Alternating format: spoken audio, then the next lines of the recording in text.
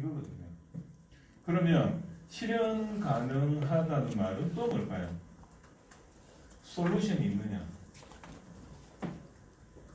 그죠? 솔루션이 있느냐도 되지만 또 뭐가 있을까요? 플러스 솔루션이 있느냐? 필요성도 있느냐? 필요성도 있고 솔루션도 있는 그 뜻입니다. 그래서 feasibility가요 굉장히 이게 함축적인 말인데 철학에서는 뭐냐면 feasibility가 실현 가능하다는 말이 이게 뭐냐면 필요성도 있고 솔루션도 있느냐. 근데 이걸 또 다른 말로 뭐라 할까요? 이거는 매출이 일어나느냐 시장성이 있느냐 이 뜻이고요. 그 다음에 솔루션은 뭐죠? 돈하고 관련이 있는 코스트예요. 이걸 매출은 시장인데 이걸 베니핏이라고 보통 이야기를 하고 베니핏 마이너스 코스트는 뭡니까? 밸류죠. 결국은 이 밸류입니다. 즉 밸류가 있느냐 말은 항상 플러스가 있고 마이너스 요소가 있고 그렇게 했을 때 이게 플러스가 되느냐 이게 은행 금리 보다는 높아야지 사업 가능성이 있느냐. 그죠? 그럼 이게 또 어떤 식으로 표현이 될까? 즉 사업을 처리할 때는 이 방향성이 굉장히 중요합니다. 그래서 이 방향성을 우리는 예비 조사라고도 이야기를 하고요. 이걸 통해서 뭐죠? 사업성이 있느냐? 사업성이 있다는 말이랑 같은 말이에요. 그 예비 타당성을 예타라고 하죠, 요즘. 예타 통과했냐 마냐. 그래서 예타라고 하는데 이 사업성이 있느냐거든요. 이 사업성이 뭐죠? 결국은 시장성이 있고 거기다가 기술성이 있고 이러면 수익성이 있느냐. 즉 수익성이 있느냐는 시장이라는 매출과 필요성과 기술성이라는 비용적인 관점에서 경쟁력이 있느냐 이 뜻이에요. 우리가 기술이 있느냐, 당신이 기술이 있느냐 할 때 지난주에 뭐라고 했죠? 이 기술이라는 게 뭐죠? 경험, 그죠? 경험 플러스 경험 90%에 플러스 이론 10%인데 우리가 이론만 알아가지고는 비용을 줄일 수 있습니까? 거기서 놀아봐야 되죠. 놀아봐야 돼. 굴러봐야 돼. 당신은 거기서 굴러봤냐? 동대문 운동장에서 너가 굴러보면은 거기서 밸류체인을 알아서 경우의 수가 나오죠. 이 경험은 뭐냐면 경우의 수거든요. 경우의 수를 많이 만들어내는 게 전문가입니다. 어떤 여기서 아까 솔루션 했는데 이 솔루션이 어떤 의미냐면 결국은 경우의 수를 많이 만들어내는데 그게 경험이고 기술성이고. 왜?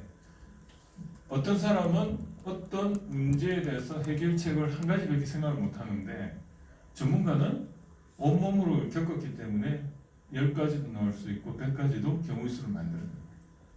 그걸 잘하는 사람이 전문가인데 그럼 경우의 수가 뭐죠?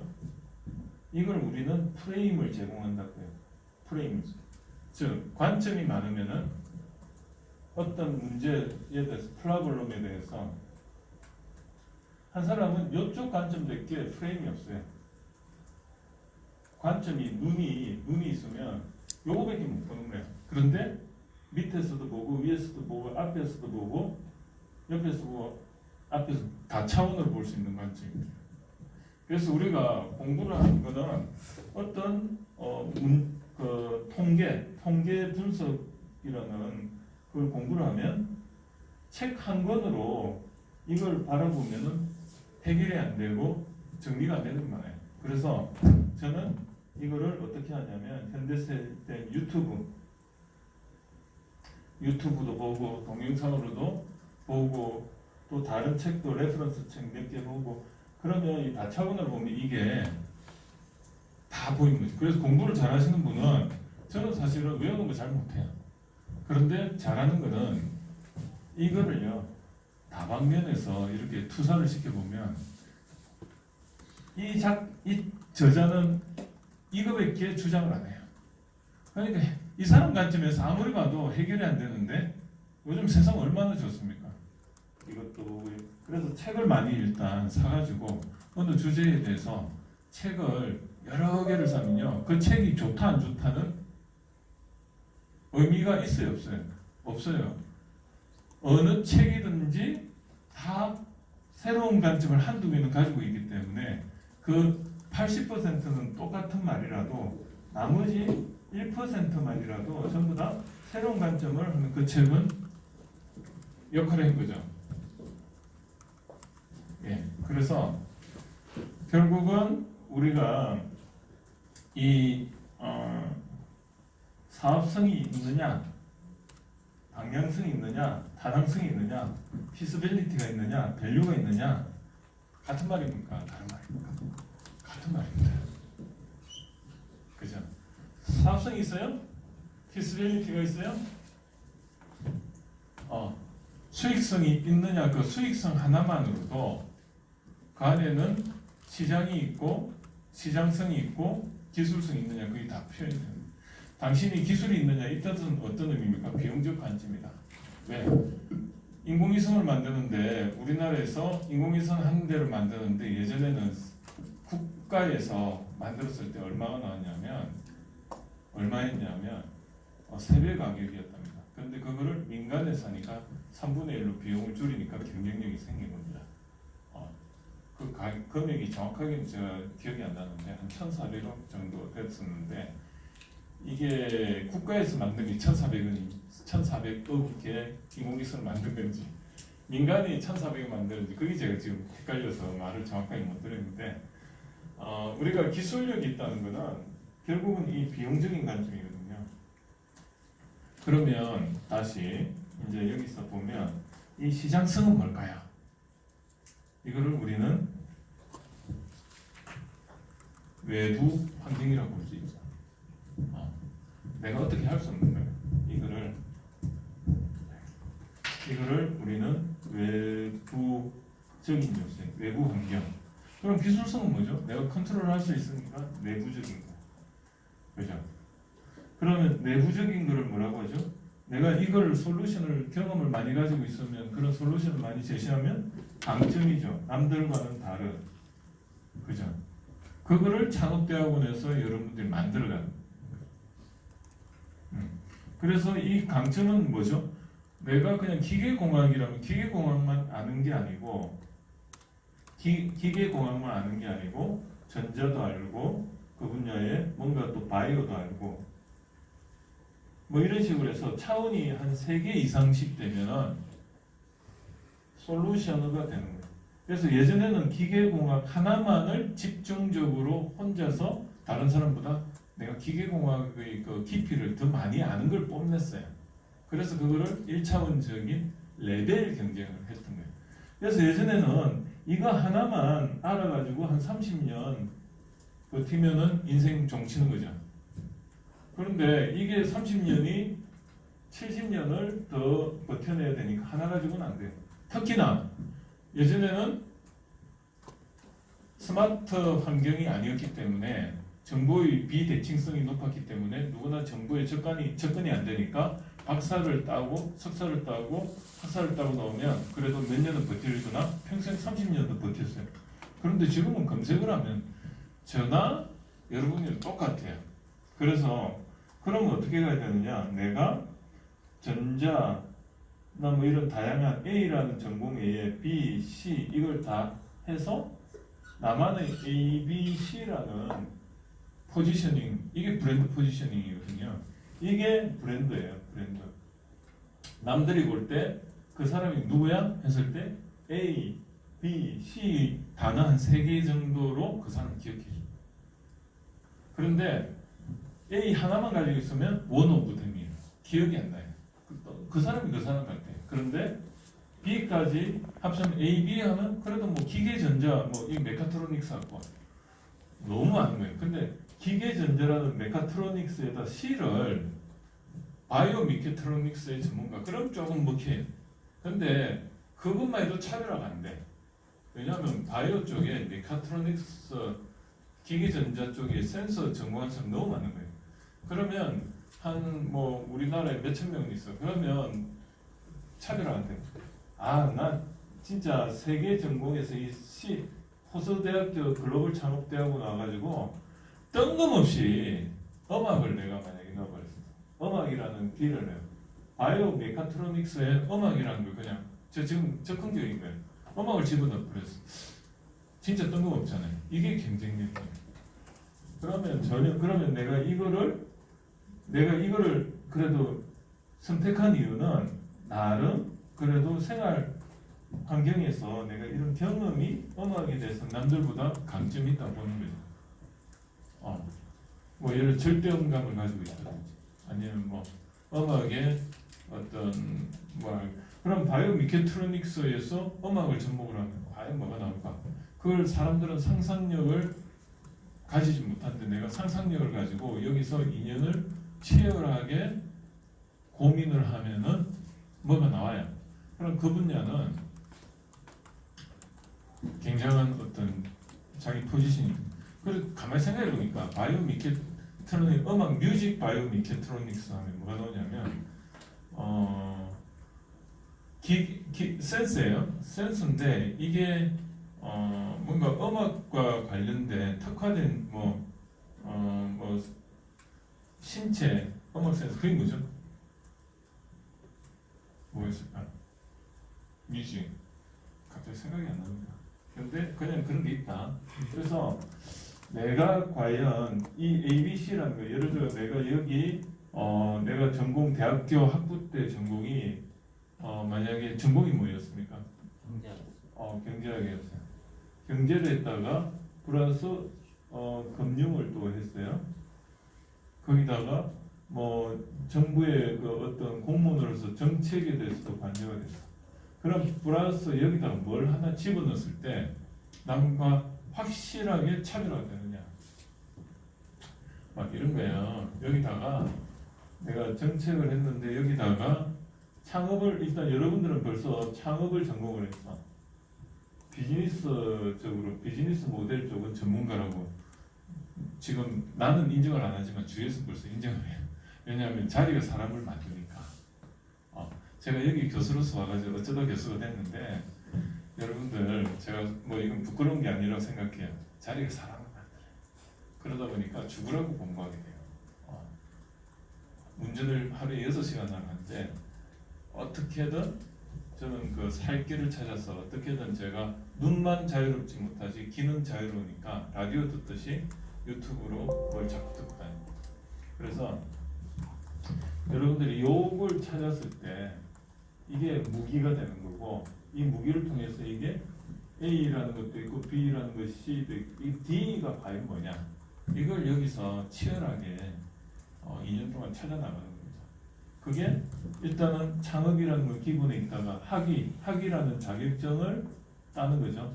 석박사는요 이게 학위는요 맞는 자격증이에요. 특히나 이 창업 분야에서 경영학으로 학위를 따고 나가시는데 저는 창업학 박사로가 아니고 경영학 박사예요. 그러다 보니까 코에 걸면 코걸이, 귀에 걸면 귀걸이 이렇거든요. 그게 더 좋아요. 좀 멀티하게. 거기다가 또 뭐가 있을까요? 정말 그 여기서 또 뭐 자격 많잖아요. 경영지도사도 있고 창업보육 전문 매니저 자격증도 있고 그 다음에 기업 기술 가치 평가 이런 것들이 들어가면은 뭔가 자기의 그 전문성이 또 포지셔닝이 돼요.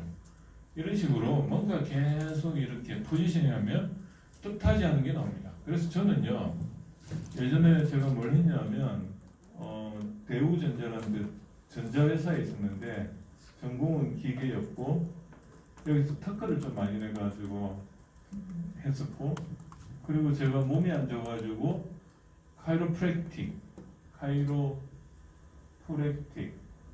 했었어요.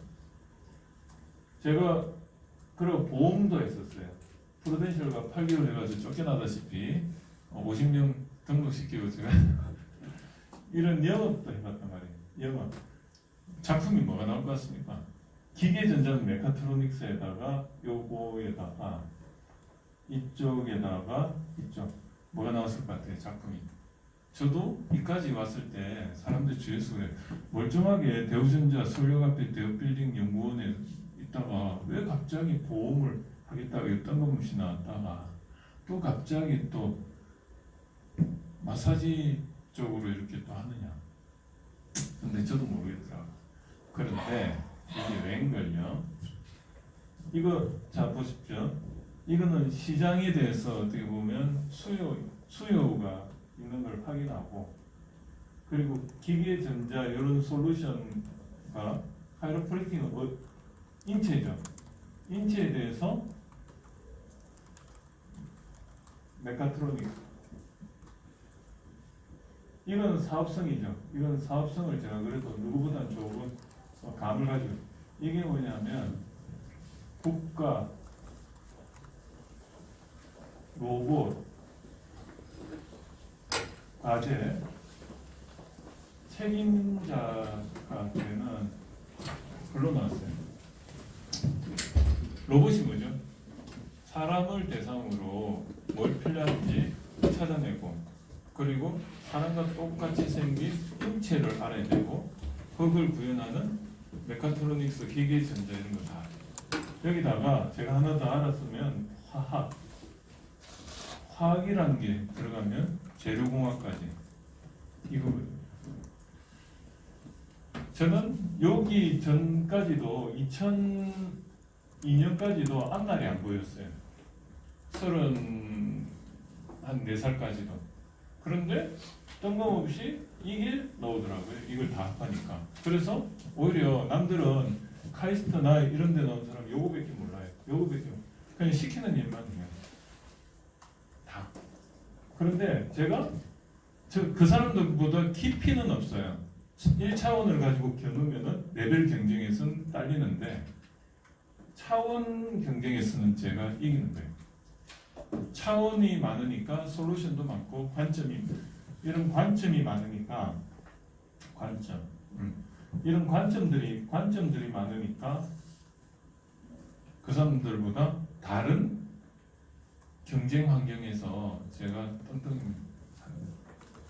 그러니까 지금의 그 교수 세계도 마찬가지고, 교수님들 공부 잘하잖아요. 학부 때부터 그죠? 그래가지고 지금 보면 어떻게든 자격증 어디 봉사활동 많이 해가 자격증 따가지고 또 갖고 차원 경쟁하고 있어요. 차원 경쟁. 그 좁은 문에 어떻게든 들어가. 그래가지고 제 나이가 됐어요. 그래 왔어요. 현장 경험 없고 그냥 공부만 해가 와가지고 무슨 이야기 합니까? 설득력 있습니까? 없어요. 여러분들을 나는 내가 뭘 해야 될지 몰라요. 그래요. 그런데 제가 이렇게 이야기를 들어보면 너무 많은 자기가 자원을 가지고 있음에도 불구하고 그거를 무시하더라고요. 그래서 저는요 그냥 생계형으로 그거 그냥 했었는데 그게 무슨 내 이력에 도움이 되죠?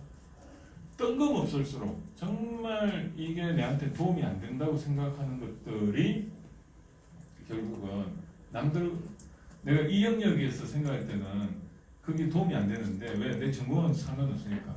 그런데 지금 세상은 융합입니다.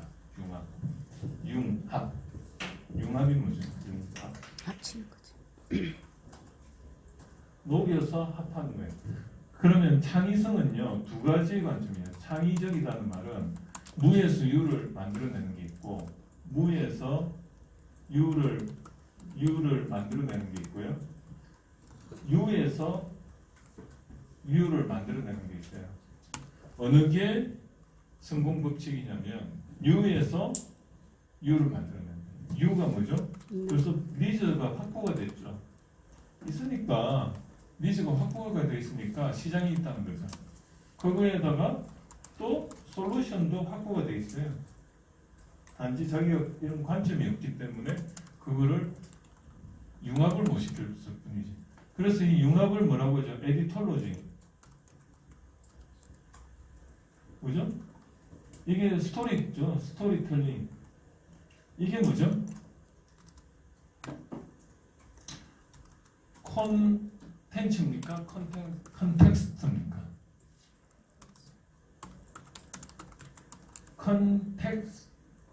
컨텍스트라고 저는 봐요. 맥락이라고 봐요. 즉 여러 개를 합쳐서 그럴싸하게 이야기를 만들어내는 거. 이게 머리 잘못 쓰면 이쪽으로 가면 사기꾼이고요. 이쪽으로 가면은 창의적인 거예요. 그래서 우리는 옛날에는 아인슈타인과 같이 없는 거를 만들어내는 거를 천재라고 했어요. 이것도 고정관념이에요. 근데 지금은요, 있는 걸 가지고 여러 개를 가지고 취사 선택을 해가지고 다시 자기과시키는, 분해해서 재조합하는 거예요. 이게 이걸 누가 잘해줘? 손정희. 손정희는 그랬어요. 앞으로의 미래는 지식의 길목을 지키는 사람이 권력을 가진다. 그래서 그 사람 소프트뱅크를 만들었고, 그 전에 유학을 해서 자기가 이러한 핵심 키워드, 자기는 어떤 식으로 트레이닝을 하냐면 이런 것들을 어떻게 하냐면 1000개의 트렌드 키워드를 항상 가지고 있었어요. 그 키워드를 가지고 심심할 때마다 꺼내가지고 차 타고 다니면서 낱말 카드 같이 만들어가 영어하고 일본어하고 적어가지고 영어 공부하려고 그래가지고 이렇게 딱 꺼내가지고 한 서너 개 이렇게 딱 해놓고 이걸 가지고 스토리 만드는 연습을 한 거예요. 그게 사업이 된 거예요. 그래서 2개를 했더니 미국에서 영어 사전 딕셔너리, 잉글리시 딕셔너리하고 그 다음에 하나는 캘큘레이터, 전자사전, 전자계산기 2개 합하니까 영어 전자사전이 나온 거예요. 그걸 어디다 갖다 팔았어요? 샤프 전자사전이 나온 거예요. 그걸로 시드머니를 한 10억 정도 만든 거예요. 그걸 가지고 해가 지금의 소프트뱅크가 되었고, 그 소프트뱅크가 일본에서 넘버원이죠. 우리나라 삼성과 같은데 거기서 투자로 한 게 알리바바예요. 쿠팡이에요. 쿠팡이나 알리바바는 손정희 겁니다. 그죠? 맞습니까? 손정희가 알아보고 쿠팡, 알리바바 마윈 투자했지 않습니까? 고등학교, 일개 교동학교에서 뭐 이렇게 하시다 했던 분을 그 사람의 인성을 보고 바로 그냥 결정해 투자를 했고 그렇게 됐던 거고. 그리고 또 쿠팡도 마찬가지죠. 막 1조씩 계속 집어넣고 있죠. 우리의 레벨로는 이 관점이 안 보이는데 계속 적자 회사를 그렇게 하는데 그 사람은 이 관점이 있기 때문에 그렇게 계속 집어넣는 거죠. 근데 지금 이 손정희가 어디까지 가냐, 로봇에 투자를 많이 하고 있어요. 최첨단 로봇은 손정희 겁니다. 걸어다니는 보스턴 다이나믹스라는 회사인데 여기는 이족부에 이렇게 걷는 로봇 있죠. 그 견마 로봇 해가지고 그 개가 앞에 이렇게 이렇게 개같이 생겼어요. 그래가 개가 가다가 문도 입으로 열고 이렇게 가기도 하고, 그리고 이쪽으로 이렇게 가는데 뭐 이렇게 그 배낭같이 생긴 거 메고 붕붕 날아다니는 이렇게 뛰는 모습. 그리고 페퍼라는 로봇이 있어요. 페퍼는 뭐냐면 나중에 영상을 한번 보여드리겠지만 사람하고 똑같이 닮은 1m 20cm짜리 쬐그만 로봇이에요. 그거는 밑에는 바퀴가 달렸고 위에서 이 28개의 모터로 해서 사람하고 똑같이 구현을 하는데 200만 원에 팔아요. 그 로봇이 원래는 예상이 작년이나 올해쯤에 이제 한국에 들어와가지고 스마트폰을 가정에서 대체할 걸로 봐요. 무슨 말이냐? 강아지하고 놀아주는. 그리고 애들 앞에서 모션도 해주고 영어 교사도 해주고. 왜냐하면 그냥 스마트폰인데 팔 달린 움직이는 로봇이라고 보면 됩니다. 사람하고 교감하니까 똑같이 사람같이 생겨가지고. 근데 그거를 분명히 이 시장은 있어요. 근데 문제는 이거를 우리가 연구개발로 만들면 1억 주고 해도 저는 못 만들 것 같아요. 제가 그 로봇을 개발했기 때문에. 근데 그걸 200만 원에 만들어요. 200만 원. 그 200만 원에 어떻게 만드냐? 애플 아이폰에 그 폭스콘이라는 회사가 있어요. 중국에. 애플의 이뻐. 삼성의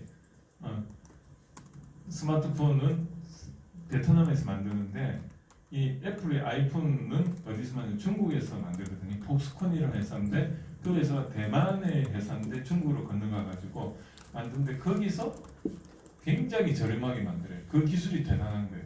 그런데 그 기술 라인에 이 로봇도 같이 생산이 되고 있어요. 그래서 200만 원에 만드는데 이게 결국은 어디서 나오느냐? 이 경험적 이거죠. 경험적 솔루션이 있으니까 이게 결국은 기술성이고 비용을 줄이니까 경쟁력이다. 그래서 이 200만짜리 로봇을 일본에서는 그냥 200만 원인데 뿌리는데 생산 원가가 200만 원이 넘어요. 저 플랫폼을 만들려고 하는 거죠. 플랫폼이 뭐죠? 플랫폼? 기차 역에서 그녀를 생각하면서 뭐 이러면서 플랫폼에 앉아 뭐 이러잖아요. 그 플랫폼이 그 플랫폼입니다. 기차역 플랫폼은 어떤 역할을 합니까? 기차에 대한 모든 걸 제공하잖아요. 그래서 플랫폼이거든요. 거기서 나온 거예요. 그래서 그 플랫폼 비즈니스 그러잖아요. 여러분들이 가지고 있는 스마트폰 안에는 뭐가 들어가 있습니까? 오퍼레이팅 시스템이라는 게 들어가 있죠. OS 운영체제. 애플 아이폰, iOS. 그 다음에 그 삼성에서 뭐 안드로이드. 이 iOS와 안드로이드라는 건 어디나 다 들어가 있죠. 그걸 우리는 플랫폼이라고 합니다. 그래서 그 플랫폼 기반으로 우리는 어플리케이션이라 해가지고 뭐 앱을 개발을 하죠. 그래서 이 플랫폼은 하드웨어와 오퍼레이팅 시스템 이걸 다 플랫폼이라고 해요. 삼성도 하나의 플랫폼 비즈니스를 하고 있는 겁니다. 어떤 것? 스마트폰이 점유율이 높으니까 자기 스마트폰에 센서가 몇 개가 들어가 있어요. 애플 아이폰도 그렇고 갤럭시 S5 기준으로 센서가 10개가 들어가 있어요. 어떤 게 들어가 있어요?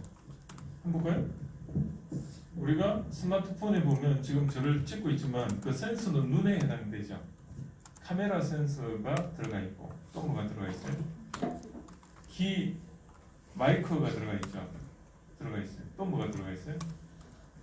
스피커. 우리가 이렇게 그 오픈 스피커 해가지고 통화할 때 그 스피커 나오잖아요. 스피커가 있어요. 그 다음에 또 뭐가 있어요? 터치하면 감을 잡죠. 터치 센서가 있어요. 여기다 기압계 있고요. 또 뭐가 있을까요? 온도계도 들어가 있어요. 또 뭐가 들어요? 과열되면 스마트폰이 카메라 촬영하다가 한 20분 후에 과열되었습니다 하고 강제 종료시키고 그래요. 또 뭐가 있을까요? 예, 이걸 뭐라고 하죠? 자세 같은 거를 감지하는 거를 자이로 센서라고 해요. 자이로 센서가 있고 또 뭐가 있을까요? 내가 여기 지구에서 여기 어디 있는지 GPS로 GPS 센서 있어요. 또 뭐가 있을까요? 또 뭐가 있을까요? 충격 센서 같은 것도 있고 그게 자이로 센서하고 연동이 되어 있지만 우리가 생각할 수 있는 것만 해도 한 8개가 되는데 우리가 모르는 기압 센서 같은 것도 다 있어요. 고도 몇 도, 몇 메다입니다. 기압, 공기가 압을 재는 센서가 다 있어요. 그래서 우리가 그 센서의 우리가 이 스마트폰을 들고 다니면 각자가 전부 기상청 센서를 하나씩 들고 다닙니다. 실시간으로. 그래서 시간에 따른 그 위치에 따른 자세에 따른 뭐 온도, 압력 이런 것들이 다 물리적인 거는 어딘가를 통해서 데이터가 축적이 되고 있는데 그 데이터를 누가 가지고 있어요? 삼성이 가지고 있고 안드로이드나 애플이 가지고 있고 여러분들이 페북질하고 뭐 하잖아요. 그 데이터 다 어디가 있어요? 페이스북. 미국 본사에 내 사진 정보 다 거기 게더링 되고 있죠. 그래서 그 정보가 폭발적으로 늘어나게 된 계기가 언제부터? 2010년도에 우리나라에서 KT를 통해서 애플 아이폰이 들어온 거예요. 처음에 저는 애플 아이폰이 뭔지도 몰랐어요. 버튼 하나 있고 저는 너무 그게 새로운 거라서 저는 그때 관심 안 가졌는데 2011년도인가 됐을 때 갤럭시가 처음에 나왔을 때 그걸 제가 샀어요. 샀더니 일주일 동안 스트레스예요. 왜 스트레스입니까? 전화가 왔는데 어떻게 수업 중에 꺼야 될지 몰라가지고 그죠? 하루에 저 버튼 누르는데 버튼을 눌러도 안 꺼지고 막 그래가지고 막 난감한 거 있잖아요. 일주일 동안 그 이런 메뉴를 보면서 근데 이게 뭐 그죠? 뭐 위로 올리면 뭐 화면이 그냥 또 다르게 변해버리고 이런다. 그 화면 인터페이스라고 하는데 거기는 유저 인터페이스라고 UI, 그 유저 익스피리언스 해가지고 UX 그걸 디자인한다고 해요. 사용 경험을 디자인한다고 하는데 애플 아이폰은 모든 단계를 버튼 두 번만 누르면 되는 유저 인터페이스와 유저의 그 편리성, 유저 익스피리언스 설계가 잘 되어 있기 때문에 애플 아이폰이 굉장히 지금도 매니아가 많은 거고 반면에 삼성은 뭘 잘했어요? 기능이 엄청 많아요. 안 쓰는 기능 다 있어요. 근데 버튼은 몇 번 눌러야 돼요? 8번. 뭘 하나 하면 8번 눌러야지 제대로 세팅이 되는 그런 거예요. 그러다 보니까 삼성은 뭐죠? 애플 아이폰에 비해서 사면은 매뉴얼이 이따만큼 들어와요. 그 매뉴얼 모르면 작동을 못해. 그러니까 삼성은 그 매뉴얼에 대해서 직관적이지 않기 때문에 당연히 이렇게 보면 이렇게 될 것이라는 게 감이 없으니까 매뉴얼 보고 그 이면에 또 뭐가 있지를 인지하고 있어요. 근데 애플 아이폰 같은 경우는 직관적으로 딱 보면은 애들 있잖아요. 딱 보면 그냥 이거 될 것이다 딱 하면 되죠. 자, 다른 이야기지만 차 있죠. 차가 좋은 차는 어떤 게 좋은 차입니까? 운전하면서 직관적으로 손이 딱 가가 여긴 대충 뭐가 있을 거야 딱 누르면은 거기가 비상등이 있고 그런 게 좋은 거지. 운전하는데 연구하고 있으면 들이박죠. 그게 좋은 차입니까? 아니죠. 그런데 벤츠는 연구를 해야 돼요. 왜 해야 되죠? 거기에 사용 습관, UX, UI의 인터페이스에 적응된 사람이 벤츠를 사요. 근데 저같이 제주도 가가지고 벤츠 보니까 인터넷 검색해 보니까 렌트비가 하루에 5만 원인 거야. 아, 이틀에. 그래서 했더니 진짜 5만 원이야. 그런데 저녁 9시 비행기 타고 내려가서 그랬더니 렌트 픽업한 사람이 와가지고 그 주변에 어디 한 5km 가가 거기 이제 차를 렌트를 해줬어요. 그게 그 직원은 퇴근을 해야 되는데 9시에 퇴근해야 되는데 우리 때문에 퇴근 못하고 11시에 이제 기다렸다 그 이제 픽업해가지고 이제 우리가 차를 저는 벤츠를 안 몰아봐가지고 벤츠를 딱 탔어. 그 안에서 연구하는데 20분 걸렸어요. 파킹 어디에서 파킹 풀지? 부터 해가지고 뒤에 뭐 누르니까 뒤에 불 있다고 왔는데 불 끄는 것도 못하고 그런 거야.